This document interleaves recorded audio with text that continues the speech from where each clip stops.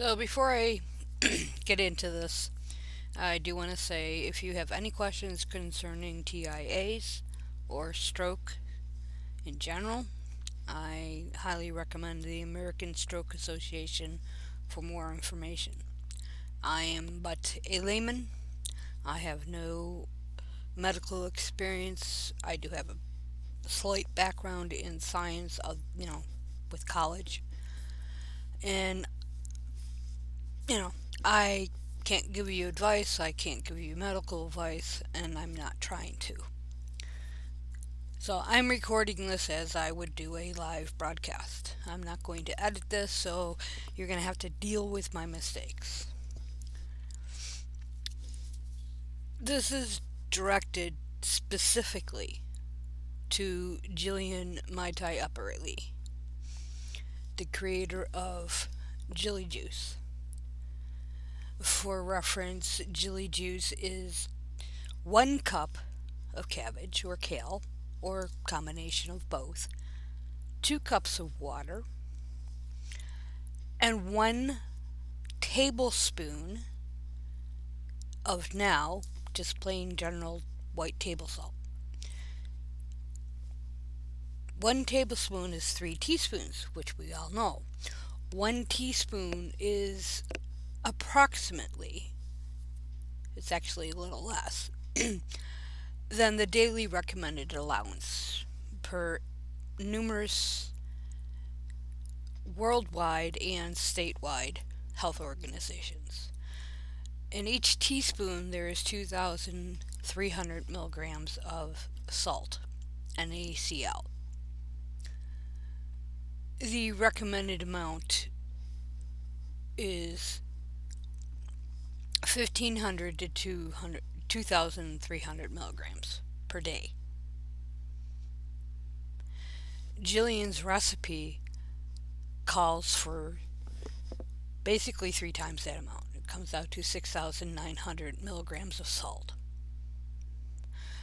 So before we begin, we can already see the problem. But her juice is not the issue here. It's the fact that she makes a mockery out of something that is very dear to my heart, as many of you who may listen to this already know. So initially, I was going to deconstruct each video that Jillian has put out concerning strokes. And, well, she threw seizures in one video. But as I progressed, it became unwieldy. I also really didn't want to bring attention to her specific videos and raise viewer count. I will include the links in the description just for reference, so you can see that I'm not misrepresenting what she presents. So instead, I'm going to be kind of general in my account, with a bit of background before I get into the nitty gritty, or what really fucks me off. But I need to state that my initial decisions concerning when I had a stroke 5 years ago it was entirely predicated on the fact that I had no health insurance. As anyone knows, travel to the hospital via ambulance, which for me is 29 miles, and treatment in the ER, it's not cheap in the US. Worldwide, it's a little bit different, but the US, our healthcare system is severely broken. At the time, I barely made $12,000 a year. Bare bones, a trip to the hospital via ambulance with treatment in ER is about $10K. So yeah, that was like, okay, I can't afford that. So that was embedded in my mind as I went through this. But I need to put a qualifier on that. You know, prior to my first stroke, I had, according to government guidelines, what they considered too much income for Medicaid. In the state I live in, there was a $200 per month income limit. I won't say I was well above that, but I didn't make much. Basically, I worked a smidgen above minimum wage, about 32 hours a week. So I didn't make enough to afford a policy via the ACA. Regretfully, I now qualify. What a difference a day makes. At the time, I was one of 3.5 million American citizens who fell through the healthcare cracks. I hadn't seen a doctor for preventative care in almost 5 to 7 years. In other words, I was an unmedicated diabetic. I couldn't afford my monthly, or depending on what they decided, bi monthly doctor care, nor the medications I required. Indigent medical programs for medication were at times very difficult to manage, and they varied according to drug manufacturer. In other words, there's not a streamlined program for getting medication through the indigent medical program. Every manufacturer is different. At the time, the medication I should have been on were made by 5 different manufacturers. So I would have had to go through the application process 5 times. Sadly, many people don't even know they exist, even today. Now, it's not believed that my diabetes was the direct cause of the blood clot that caused my stroke, but it did most likely play a role, as I do have an issue with dehydration. But at this point, just prior to my strokes, I didn't know any of this. And yes, I do smoke, and I have done so for 40 years. That's my one vice. The only reason I mention this is what I won't say, I guess, directing you to listen to is astonishing. Actually, to me personally, it's downright disgusting. I'm a 2 time stroke survivor, and I find what you, Miss Jillian, Miss Jillian Epperly, is fucking disgusting and repulsive. In the first video, Jillian, you discuss your view of evolution, how people must adapt to the environment. You call this an upgrade. There's one slight problem, my dear. That's not quite how evolution works. Individuals within a population don't evolve. The entire population does. And since you're barren, it stops with you, darling. You have nothing to pass on. You assert that the COVID 19 virus is the new kid on the block. Well, no fucking duh. That's why it's called the novel coronavirus. And that we have to get used to it. Or, in your fucked up parlance, we have to adapt to it.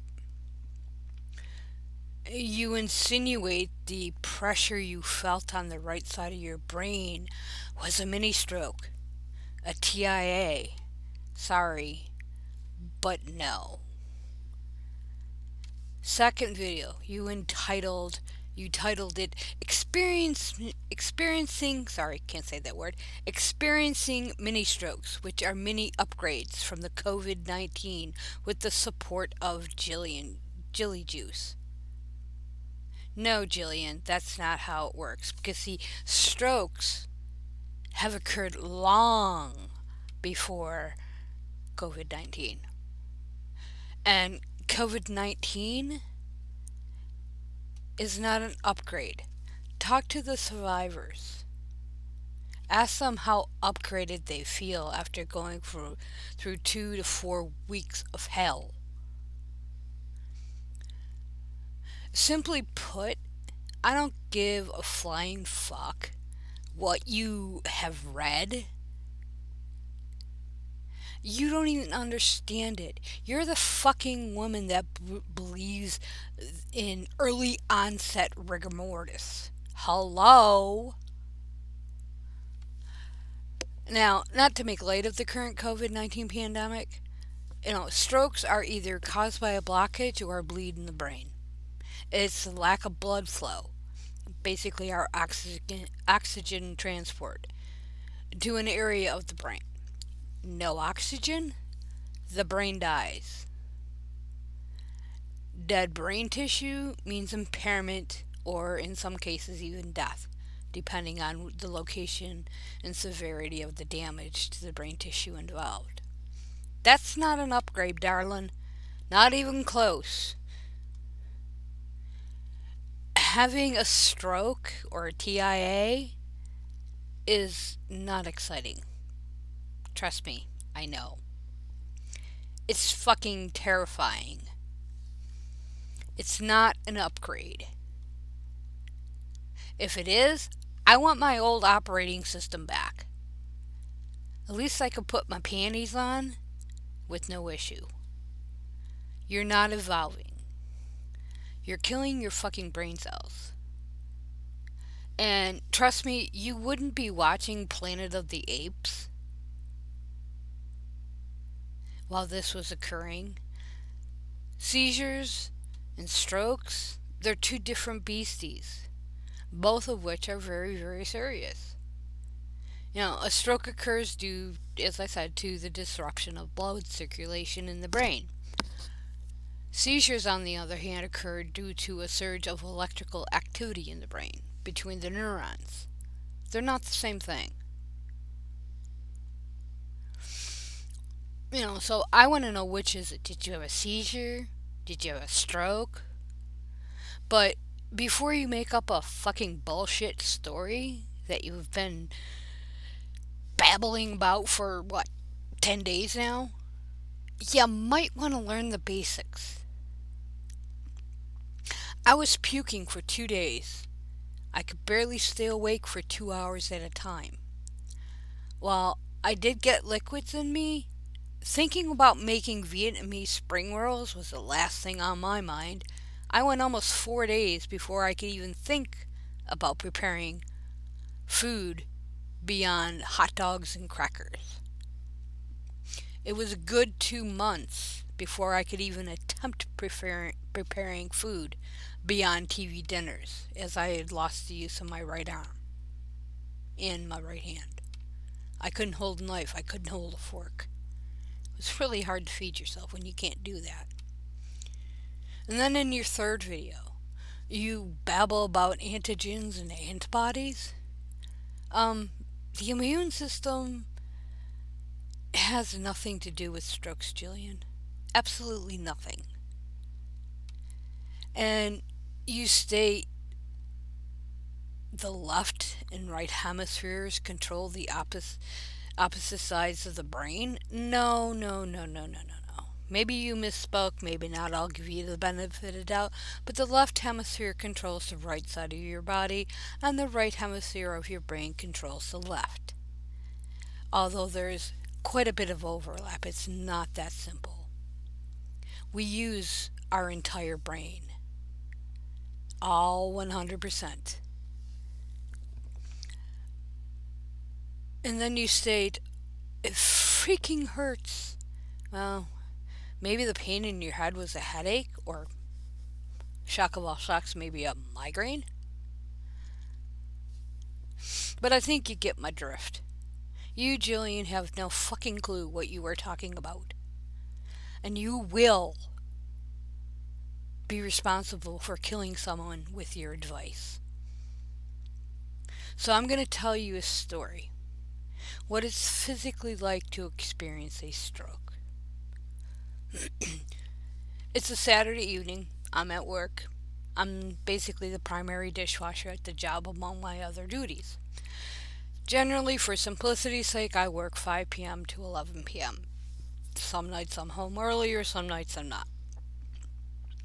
So, I was loading the dishwasher as I normally do, and I started feeling really, really super nauseous, which is very unusual for me. I felt like I was gonna puke nauseous, which is even more rare. I passed it off. Basically, I was getting close to closing, and I just wanted to finish my shift. 10 minutes later, or so, give or take, I had that overwhelming nauseous feeling. But this time, I couldn't raise my right arm to close the dishwasher. I basically slumped onto the dishwasher, and I was like, "What the fuck? What a lousy time to get a stomach virus." I barely made it to the garbage can, which was only 3 feet away. Last thing I wanted was for my coworkers to have to clean up after me. My thoughts at the time were weird.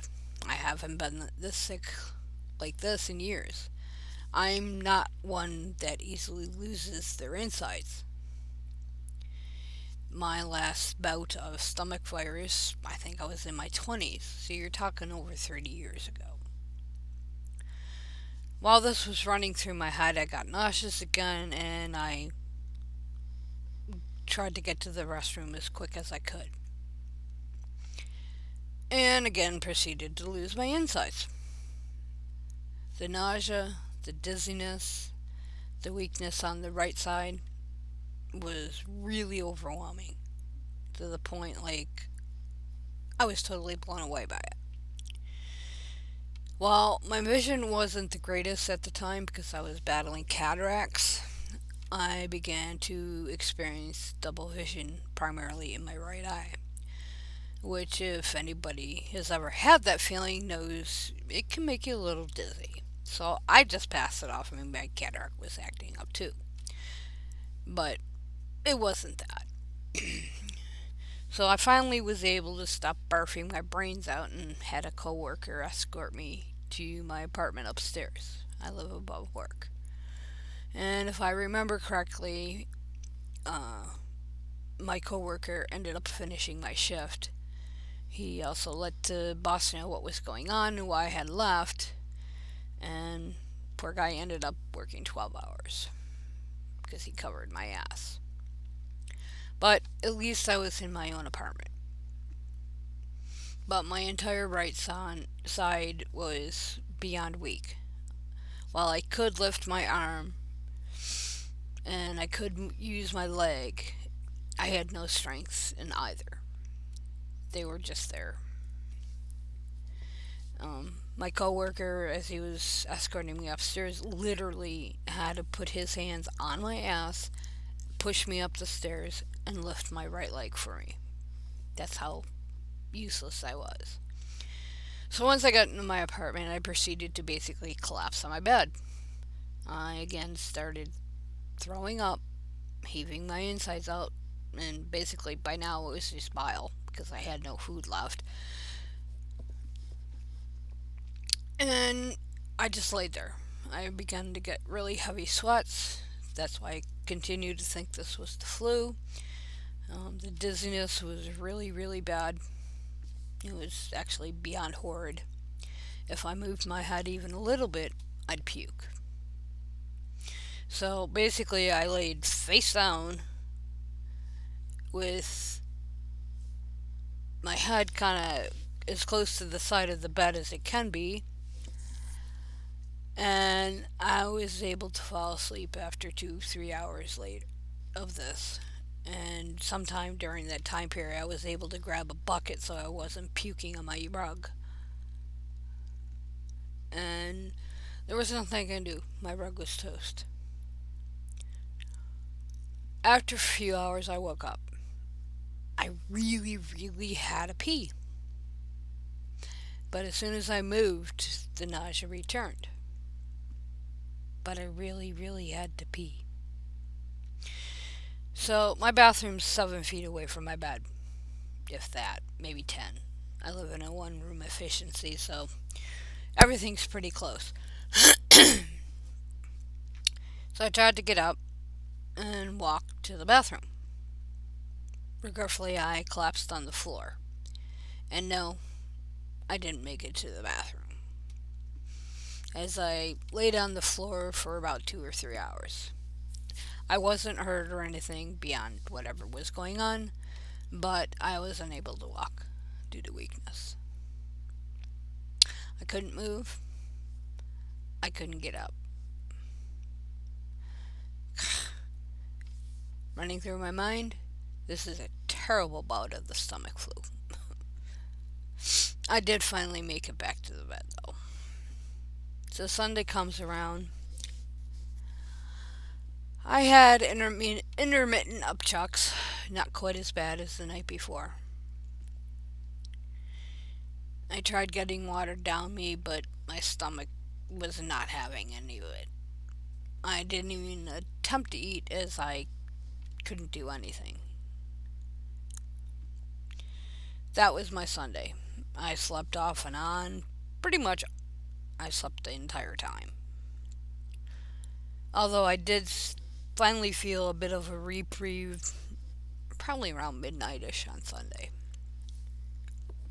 So Monday rolls around, same thing. I stayed in bed. I did contact my co host and my best friend at the time.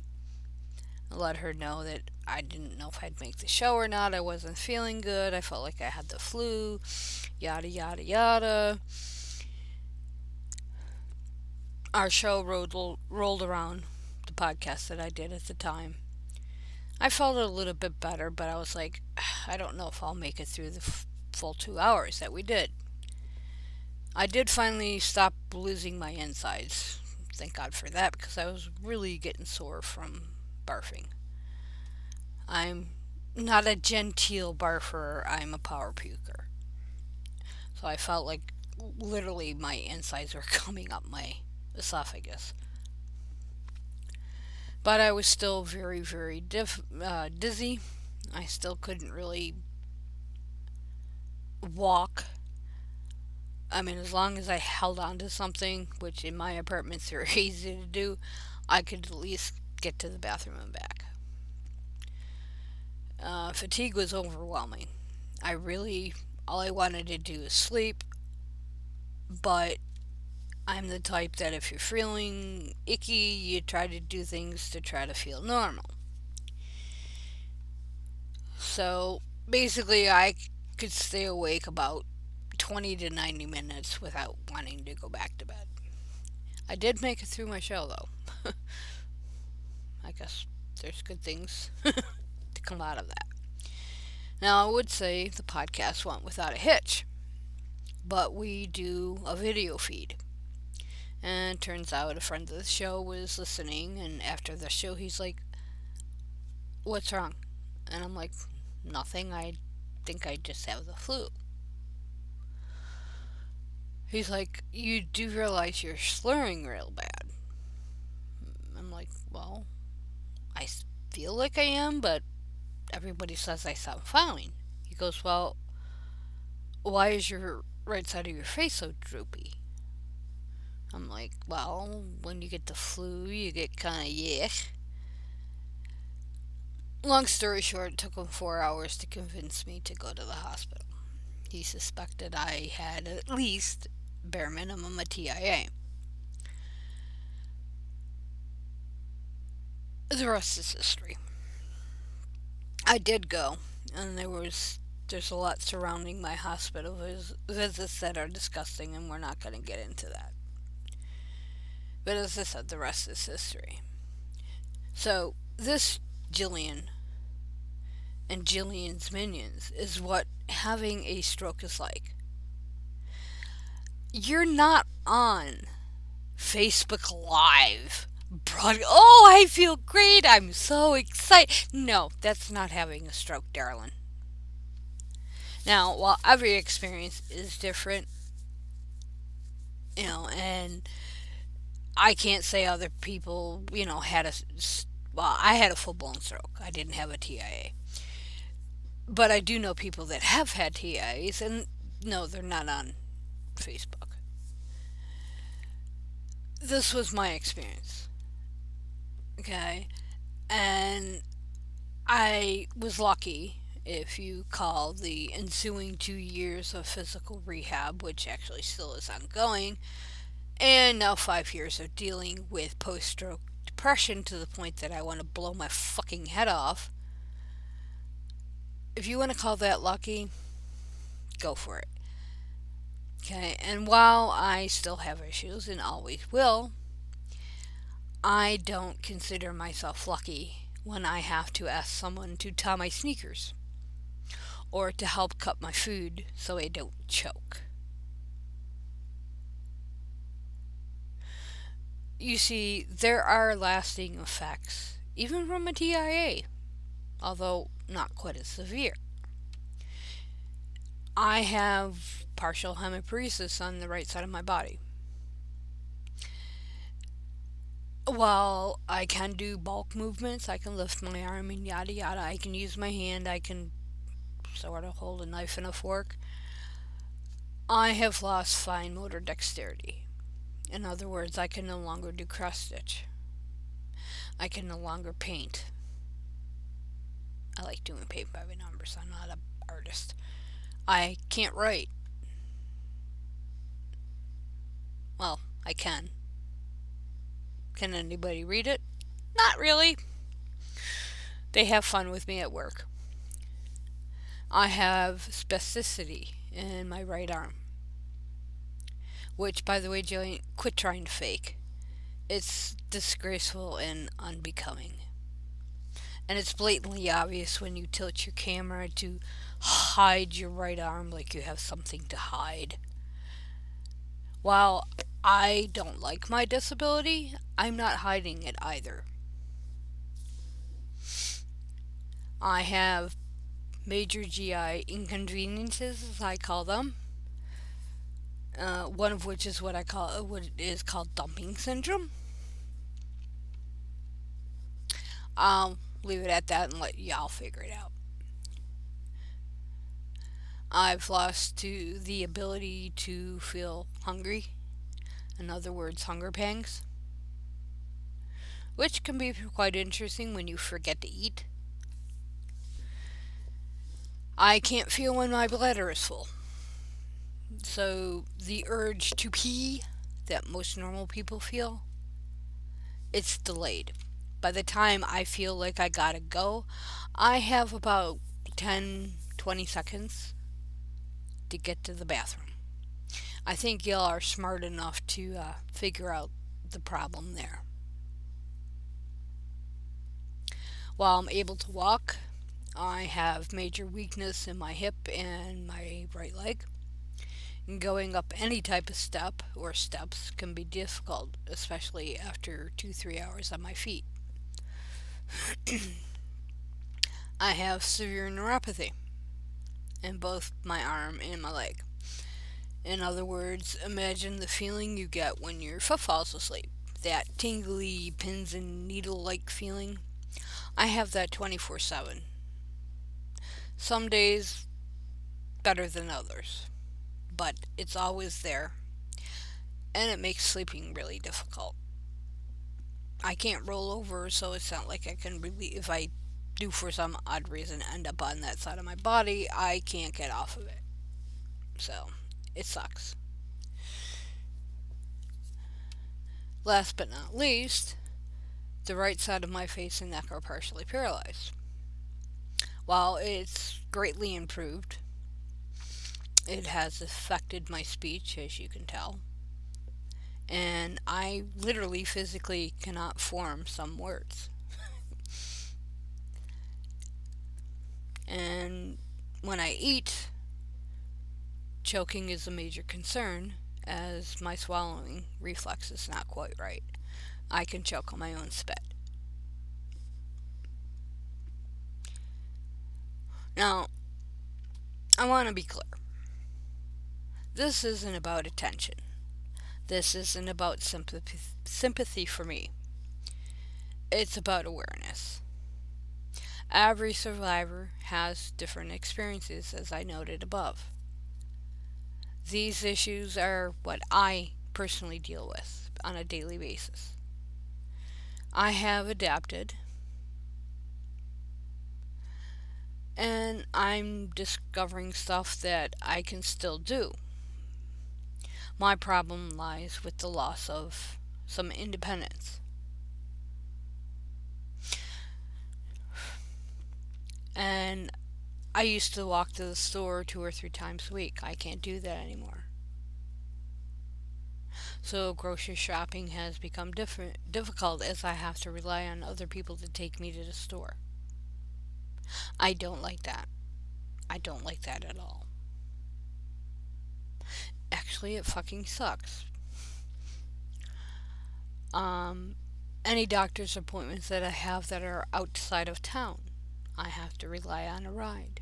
So I have to ask a friend to give up upwards to 6 hours of their time to take me to the doctor's. Because my neurologist is an hour and 10 minutes away. So there's 2 hours and 20 minutes right there just driving. While he's pretty good about appointments, getting you in on time, depending on what issue is going on, the appointment could last up to an hour. Yeah, not fun.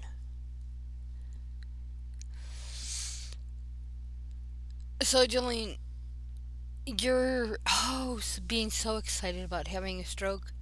You're making a mockery of this. And it's really, really troublesome because in one video you called out one of your minions who questioned your. I'm not even sure what because I stopped it at that point because I couldn't believe you were calling on a minion who may or may not have had a stroke or had someone in the family, their family, who had one. You were basically telling her to shut up. Now, my personal opinion aside, the fact that I don't like you, well, I won't say you, I don't like your information. I don't know you, so I can't really form an opinion of whether I like you or not. But personal opinion aside, telling your minions that the possible warning signs of a TIA or a stroke are so called healing symptoms is beyond pale.